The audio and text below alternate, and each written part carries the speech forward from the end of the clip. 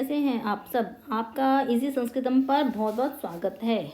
आज की वीडियो का टॉपिक है प्रत्यय। प्रत्यय क्या होते हैं? जो किसी शब्द के पीछे जुड़ते हैं उनको हम प्रत्यय कहते हैं। एक आगे जुड़ते हैं उनको हम उपसर्ग बोलते हैं, और जो शब्द के या धातु के जो बाद में लगते हैं उनको हम प्रत्यय कहते हैं। तो आओ डेफिनेशन समझते हैं।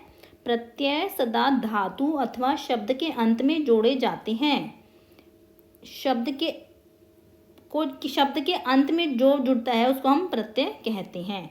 अब ये 3 प्रकार के होते हैं: कृदंत प्रत्यय, तद्धित प्रत्यय और स्त्री प्रत्यय। तद्धित को हम ऐसे द के नीचे ध और ई की मात्रा त ऐसे लिख सकते हैं, ऐसे ही लिखते हैं, परंतु कंप्यूटर हमारा द और ध को अलग अलग रीड करता है, इसलिए हम द और ध अलग अलग है। द के नीचे हलंत आ गया, यानी द छोटा है, यानी ह्रस्व है, तो उसके नीचे ध आ गया, और फिर द और ध फिर ई की मात्रा लग गई छोटे वाली, फिर हो गया तद्धित प्रत्यय। अब हमारे यहाँ 10th के सिलेबस में 2 प्रकार के प्रत्यय हैं, एक है तद्धित और एक है स्त्री प्रत्यय। तो हम इन दोनों को ही समझेंगे। तो आज हम इस वाली वीडियो में तद्धित प्रत्यय को डिटेल में समझते हैं। अब तद्धित प्रत्यय कौन कौन से हैं? मतुप है, ठक है, त्व और तल, ये हमारे कोर्स में हैं। और स्त्री प्रत्यय कौन से हैं? टाप और नीप, जो हमारे सिलेबस में है। तो तद्धित प्रत्यय का जो तद्धित प्रत्यय है मतुप की हम डेफिनेशन समझेंगे। मतुप प्रत्यय, इस प्रत्यय का प्रयोग वाला अर्थ प्रकट करने के लिए किया जाता है। जहाँ वाला इस्तेमाल करना हो वहाँ उस शब्द या धातु में मतुप लगा दो तो वो वाला का अर्थ प्रकट करता है। मतुप का कहीं मत शेष रहता है। अब प्रत्यय हम मतुप जोड़ेंगे तो क्या शेष छोड़कर यह जाता है? या तो मत छोड़कर जाता है अपने लिए, या फिर मत का वत भी हो जाता है। कहीं मत का वत भी हो जाता है, दो छोड़, मत लगेगा मतुप की जगह, या वत लगेगा। पुल्लिंग में मान या वान, मत और वत, परंतु पुल्लिंग शब्द होगा वहाँ मान या वान लगेगा। मत से तो हो जाएगा मान, और वत से हो जाएगा वान। ठीक है।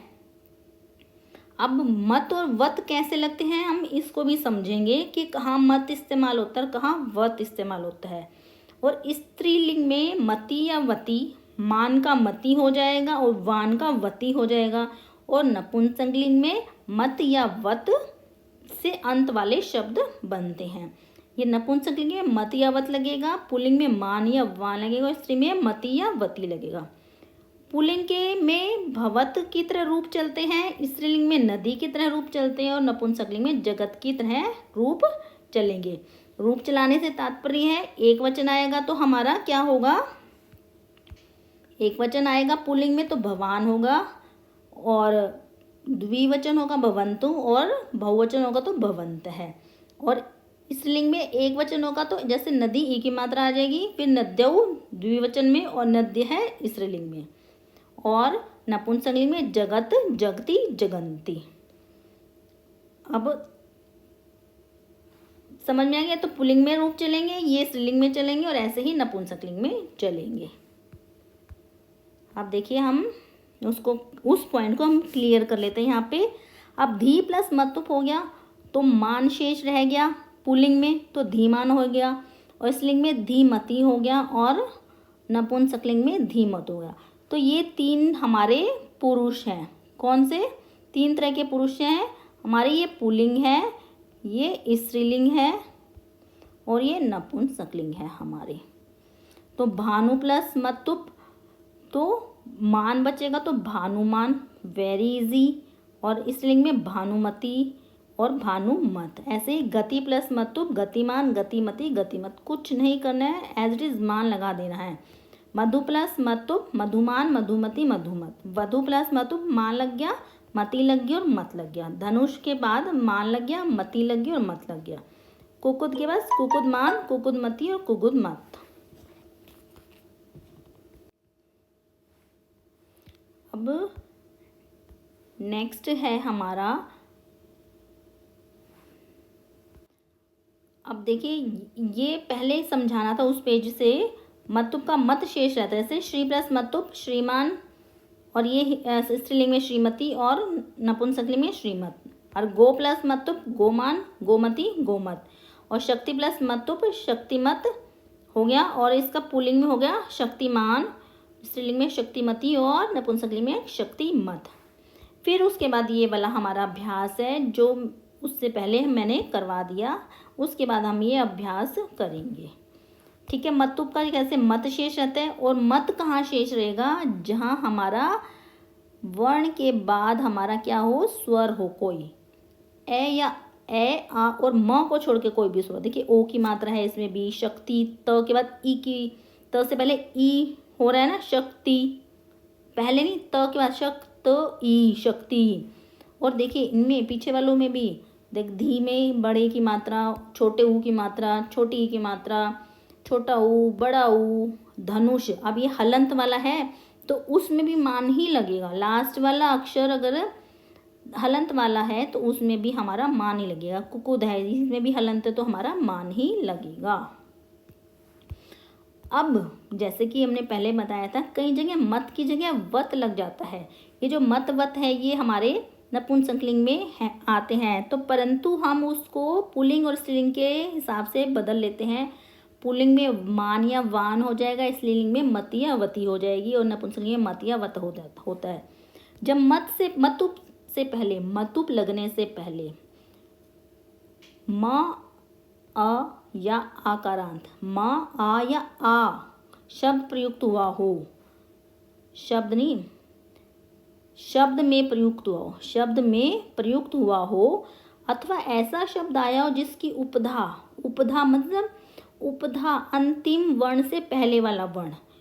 जैसे उपधा किसको बोलेंगे, अंतिम वर्ण से पहले वाला। जैसे अंतिम वर्ण क्या है, वा है, उससे पहले वाला हमारा थ है, ये थ हमारी उपधा कहा जाएगा। उसमें अ अथवा आ प्रयुक्त हुआ हो तो मतुप के मत के स्थान पर हमारा वत हो जाता है, वत हो जाएगा। परंतु अ या आ प्रयुक्त नहीं हुआ हो तब, समझे, जब मतुप लगने से पहले शब्द में अ हो, म हो या आ हो तो हमारा मत की जगह वत हो जाता है। और इसके अलावा भी अगर उपधा में हमारा अ अथवा आ प्रयुक्त हुआ हो तो मतुप के मत के स्थान पर वत हो जाता है। समझ लिया आपने, हम इसको एग्जाम्पल से समझेंगे तभी हमें यह पक्का हमें समझ में आएगा, बिना एग्जाम्पल के हम इसको समझ नहीं पाएंगे। अब जैसे ज्ञान प्लस मतुप, एक कंडीशन तो ये पूरी हो रही है कि लास्ट वाला जो हमारा वर्ण है उस पर कोई भी मात्रा नहीं आ रही, ए या आ को छोड़ के कोई मात्रा नहीं है, तो इसलिए अब ज्ञान में अ है, न में अ है, अ शामिल है, तभी वो हमारा कंप्लीट न बना यानी दीर्घ न बना, इसलिए अ है इसमें। अ प्लस मतुप हो गया, मतुप का क्या बन जाएगा हमारा वान, मतुप का बनेगा वान, ज्ञानवान, ज्ञानवती और ज्ञानवात नहीं ज्ञानवाती बनेगा। हाँ ठीक है, ज्ञानवात, ज्ञानवान है तो ज्ञानवात,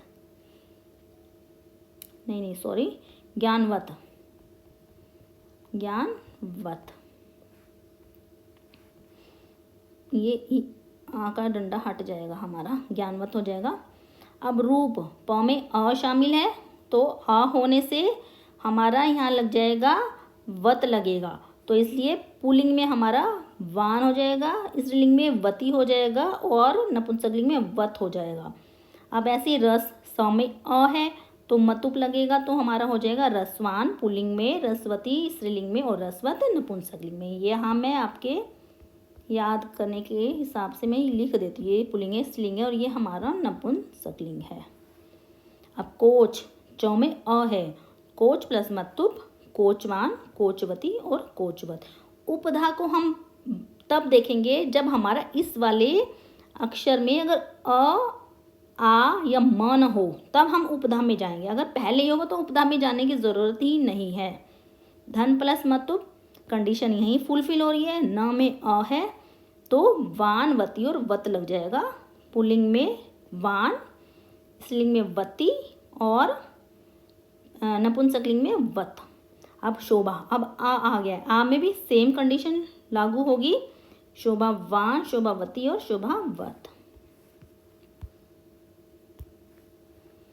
अब हमारा है ठक प्रत्यय, ठक प्रत्यय लगने पर इक शेष बचता है, ठक का इक शेष बचता है। ठक प्रत्यय शब्दों से होता है किंतु इससे बने शब्द विशेषण होते हैं। ठग शब्द हमेशा शब्द में लगता है, जब ये शब्द के साथ जुड़ जाता है तो शब्द हमारा विशेषण बन जाता है, यानी विशेष्य की विशेषता बताने वाले को क्या बोलते हैं, विशेषण।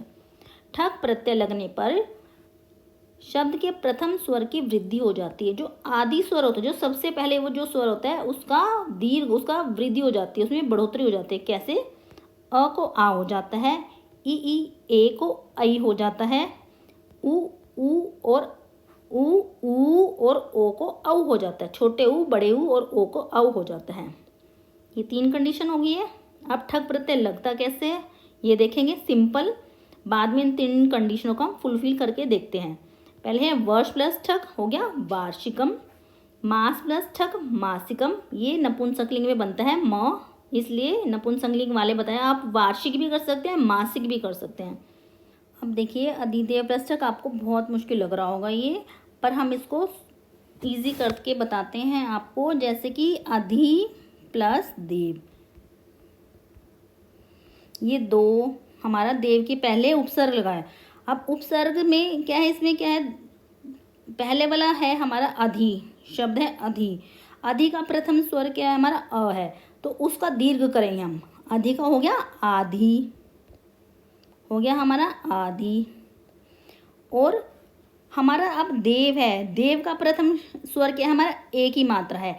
ए की मात्रा का हम दीर्घ करेंगे तो ए की मात्रा का हमारा आई हो जाएगा, तो हो गया देव। और इक बचा, इक इक इक इक इक, ये हो गया दैविकम, तो हो गया आधि दैविकम। तो हमें इस तरह से देखना है कि शब्द में कौन से उपसर्ग लगा हुआ है। उपसर्ग के प्रथम स्वर का भी दीर्घ होगा और जो शब्द है मूल उसके प्रथम स्वर्ग का भी दीर्घ होगा। इसलिए इसमें हमने जो दोनों स्वर है, ई की मात्रा उसका भी दीर्घ प्रथम स्वर अ का भी दीर्घ क्या है, और जो दूसरा शब्द है उसके स्वर का भी हमने दीर्घ किया है। और धर्म प्लस ठग हो गया धार्मिकम, मास प्लस ठग हो गया मासिकम। अब ये धर्म में ध में हमारा अ है, तो ध का ए का जो ध का ए है, ध का जो हमारा ए, ध हमारा रेस में ध प्लस अ है, तो इसका अ का हमारा आ हो जाएगा, तो हो गया धा।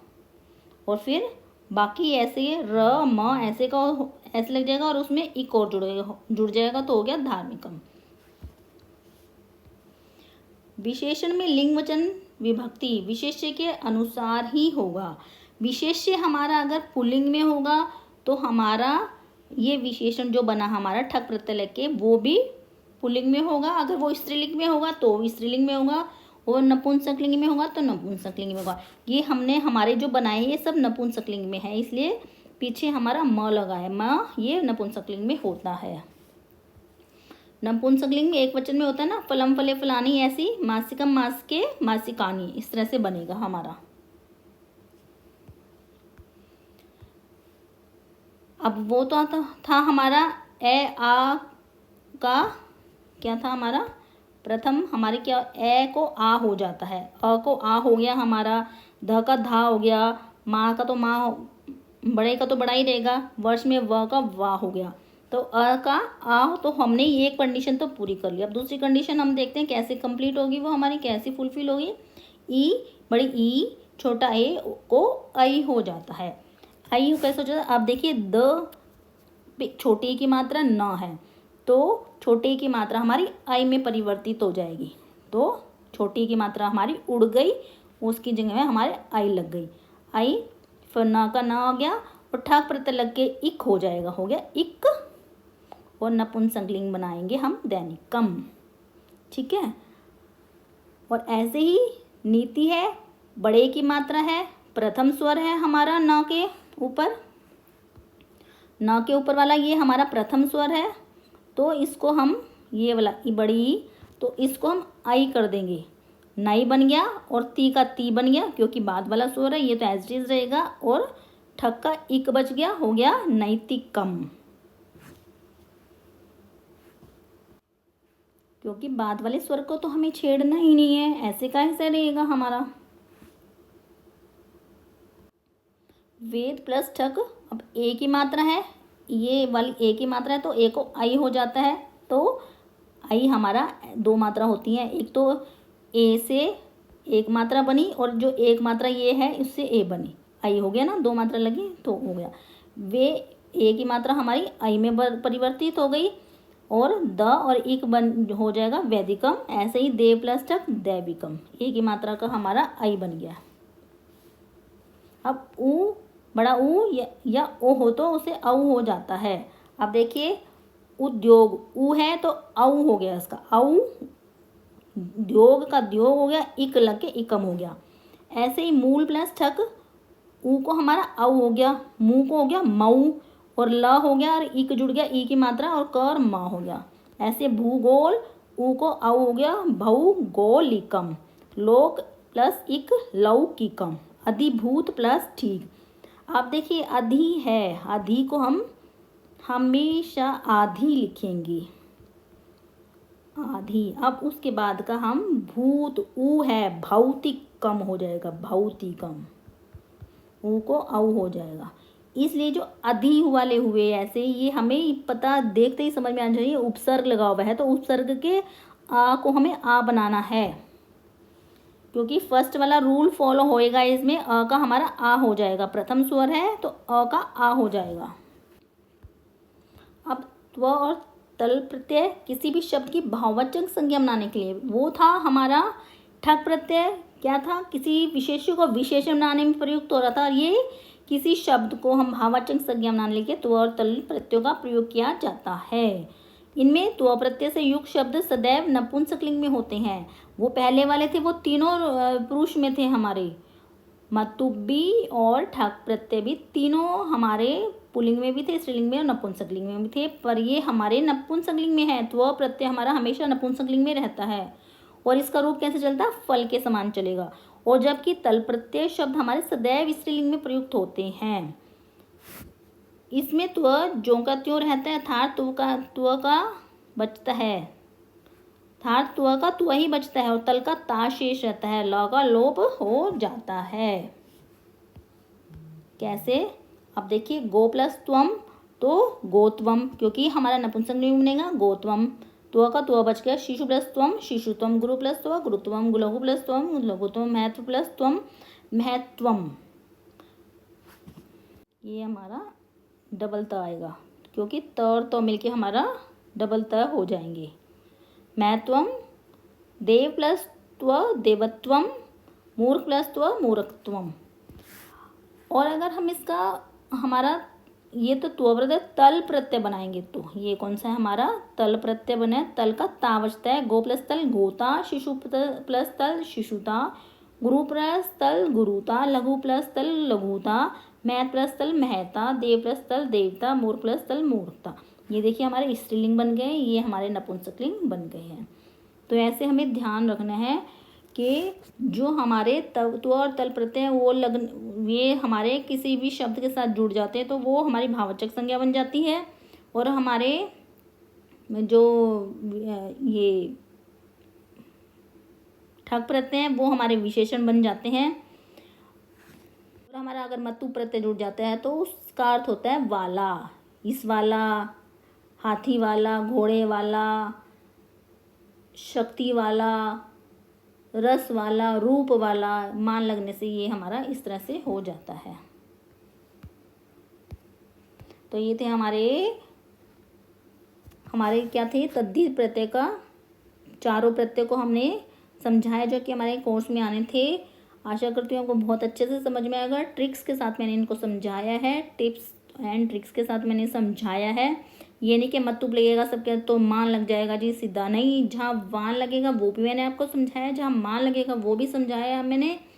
और ठक प्रत्यय में मैंने आपको समझाया है कि प्रथम स्वर्ग का दीर्घ हो जाता है और उपसर्ग वाले का प्रथम का भी दीर्घ हो जाता है और बाद वाले शब्द के प्रथम स्वर का भी दीर्घ हो जाता है, ये भी मैंने आपको समझाया है। बाकी त्व और तल तो बहुत ही सिंपल है, वेरी इजी दोनों के दोनों। प्रत्यय, इसमें तो कोई ऐसी मुश्किल वाली बात नहीं है, मुश्किल वाली कोई ऐसे कोई तुक्का लगाने वाली कोई बात नहीं है, बिल्कुल समझ में आने वाली बात है, बिल्कुल सिंपल है दोनों के दोनों। तो ठीक है, अगले नेक्स्ट वीडियो में मैं आपको स्त्री प्रत्यय टाप और नीप का वीडियो दूंगी। तो तब तक आप इस वीडियो को देखते रहें, लाइक करें, शेयर करें और प्लीज़ प्लीज़ मेरे चैनल पर कमेंट करें और प्लीज़ प्लीज़ मेरे चैनल को सब्सक्राइब भी करें, ताकि मेरे को भी मोटिवेशन मिलता रहे और अच्छी अच्छी वीडियो आपको देते रहें। धन्यवाद।